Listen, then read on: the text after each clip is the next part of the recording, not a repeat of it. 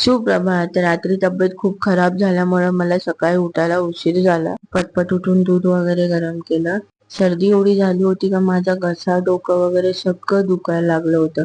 माझ्या आवाजाने तुम्हाला समजतच असेल. मग दूध ठेवून झाल्यानंतर पटपट चादर वगैरे सगळे घडी करून ठेवल्या. सगळ्या बायकांचे जीवन कसं आहे ना, तब्येत बरी असू की चांगली असू, त्यांना कधीच सुट्टी भेटत नाही कामामधून. सुट्टी कधी भेटायची? लग्नाआधी. ते पण कोणाकडे? आईकडे. असो, चाललंय तसं चालून द्यायचं. त्यानंतर या मॅडम बघा, हिच्या काकांच्या मोबाईल मध्ये काहीतरी ड्रॉइंग करत होत्या.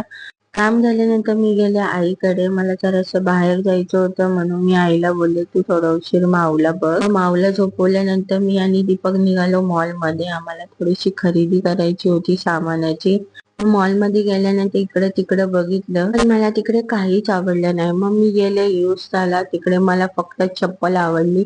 तर चप्पल घेऊन आणि बाकीचं सामान घेऊन आम्ही दोघं निघालो घरी, कारण मला मावचा फोन आला होता का मम्मा लवकर ये. घरी गेल्यावर बघितलं तर मावच्या मामाने त्यांना चेन आणली होती. मग काही तासांनी सर्वांना भूक लागली, तर मी आणि माव निघालो शोरमा आणायला. शोरमा घेऊन आम्ही घरी निघालो, कारण मला उद्या जायचं होतं बाहेर. पटपट घरी गेले, जेवण वगैरे सगळं काम आवरून घेतलं. आजचा आपला मिनी ब्लॉग तुम्हाला कसा वाटला मला कमेंट मध्ये नक्की सांगा. भेटूया आपण उद्याच्या मिनी ब्लॉग मध्ये. तोपर्यंत बाय.